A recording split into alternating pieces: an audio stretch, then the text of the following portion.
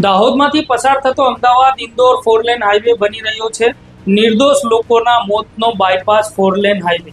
દાહોદમાંથી પસાર થતો Ahmedabad Indore national bypass highway national highway 47 જાને વાહન ચાલકો અને સ્થાનિક રહેવાસીઓ માટે કાળમુખો સાબિત થઈ રહ્યો છે.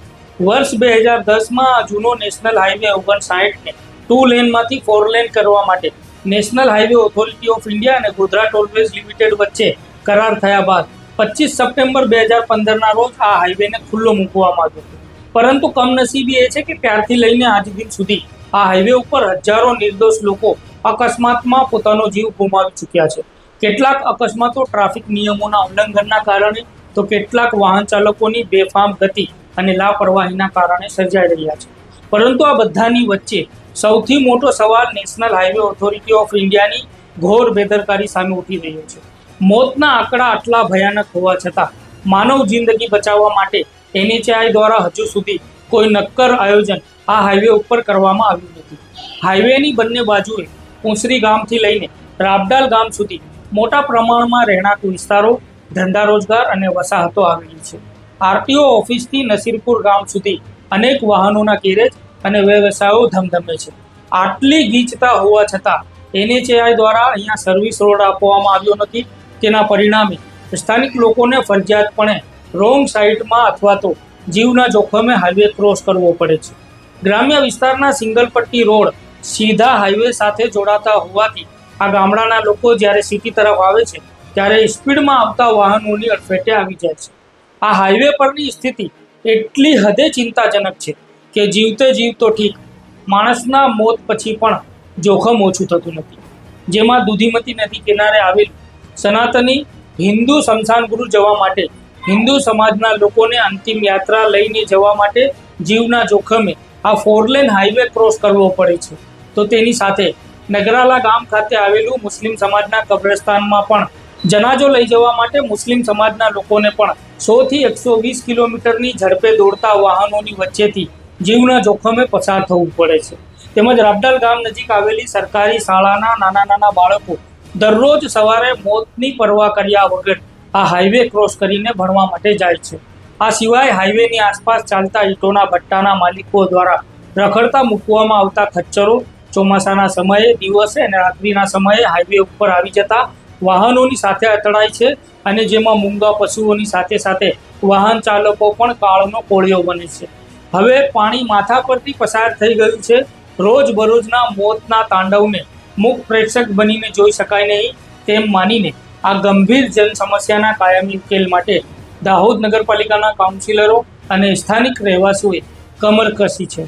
એક દિવસ પહેલાં જ સ્થાનિક લોકોની બાલાજી હોટલ ઉપર બેઠક યોજવામાં આવી હતી, જેમાં વાહનોની ગતિ પર બ્રેક મારવા માટે national highway authority of India દ્વારા કામ ચલાવ બેરિકેટિંગની વૈકલ્પિક વ્યવસ્થા એક દિવસ માટે ઊભી કરવામાં આવી. આજે આ મામલે પાલિકાના કાઉન્સિલરો અને અગ્રણીઓએ દાહોદ જિલ્લા કલેક્ટરને આવેદનપત્ર પાઠવ્યું છે, જેમાં જણાવવામાં આવ્યું છે કે દાહોદ જિલ્લા કલેક્ટર તાકીદે NHAIના અધિકારીઓ સાથે સંકલન બેઠક યોજે અને NHAI દ્વારા સંપાદિત કરાયેલી જમીન પર તાત્કાલિક અસરથી સર્વિસ રોડ બનાવવામાં આવે અને જો જોખમી રોડ ક્રોસિંગને નાબૂદ કરી તુરંત અંડરપાસ મંજૂર કરી કામ શરૂ કરવામાં આવે. સ્થાનિક આગેવાનો અને કાઉન્સિલરોએ સ્પષ્ટ શબ્દોમાં ચીમકી આપી છે કે જો આગામી દિવસોમાં આ જીવલેણ સમસ્યાનું કાયમી નિરાકરણ લાવવામાં નહીં આવે તો આ લડત દિલ્હી સુધી પહોંચશે. કેન્દ્રીય માર્ગ પરિવહન મંત્રી નીતિન ગડકરીને સંબોધીને રજૂઆત કરવામાં આવશે અને દાહોદ ખાતે NHAIની ઓફિસ બહાર જ જનતાને સાથે રાખીને ગાંધી ચિંધ્યા માર્ગે વિરોધ કરવામાં આવશે. હવે જોવાનું એ રહે છે કે NHAI જનતાના આક્રોશ પછી જાગે છે કે પછી હજુ વધુ નિર્દોષોના બલિદાનની રાહ જોવાય છે.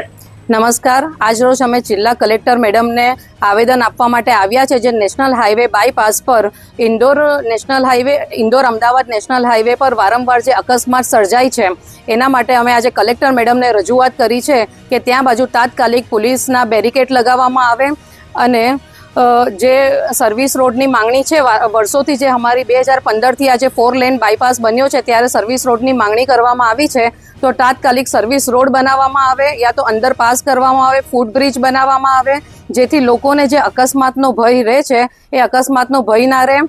જે ત્યાંથી હિન્દુ સમાજનું સ્મશાન અને મુસ્લિમ સમાજનું કબ્રસ્તાન જવાનો રોડ અડીને આવેલો છે, જેથી લોકોને મૃતદેહને પસાર કરતી વખતે ભયનો માહોલ સર્જાય છે. વારે વારે નિર્દોષ લોકોના મૃત્યુ થાય છે ત્યાં બાજુ. તો આજે કલેક્ટરને અમે કહેવા આવ્યા છે કે તાત્કાલિક ત્યાં બાજુ પોલીસના બેરિકેડ લગાવવામાં આવે, જેથી કહેવાય ને કોઈ અકસ્માત નિર્દોષ લોકોનો થતો હોય અટકે. અને જો આ પગલું નહીં લેવામાં આવે તાત્કાલિક, તો અમે નીતિન ગડકરી સાહેબ છે, જે માર્ગ પરિવહન મંત્રી છે, એમને 1 મહિના પછી અમે આવેદન એમને આપીશું. અને જો પછી પણ આનો કોઈ નિકાલ કરવામાં નહીં આવે તો અમે નેશનલ હાઈવે ઓથોરિટી ઓફ ઇન્ડિયાના જે ટોલ નાકો છે ત્યાં બાજુ અધિકારીને રજૂઆત કરીને ત્યાં બાજુ ગાંધી ચિંધ્યા માર્ગ પર આંદોલન કરીશું. Thank you. Masuma Garbadawala, ward number 6, councillor, Dahod નગરપાલિકા. નમસ્કાર.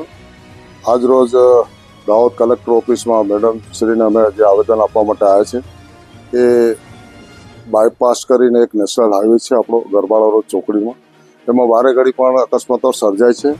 અમે બહુ પહેલાં પણ મીડિયાના માધ્યમથી એની રજૂઆત પણ કરી છે અને મૌખિક રજૂઆતો પણ કરી છે, પણ આજ દિન સુધી કોઈ પણ ધ્યાને વસ્તુ આવી નથી.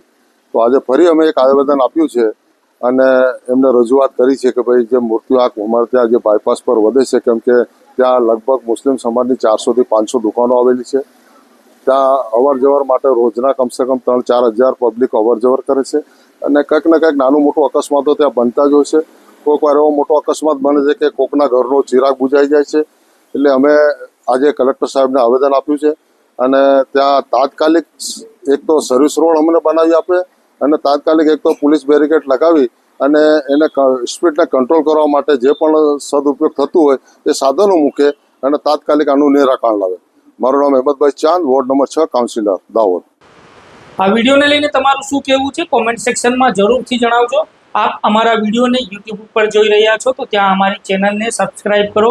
ફેસબુક અથવા ઇન્સ્ટાગ્રામ ઉપર જોઈ રહ્યા છો તો ત્યાં અમારા પેજને ફોલો અને લાઈક કરો. આભાર.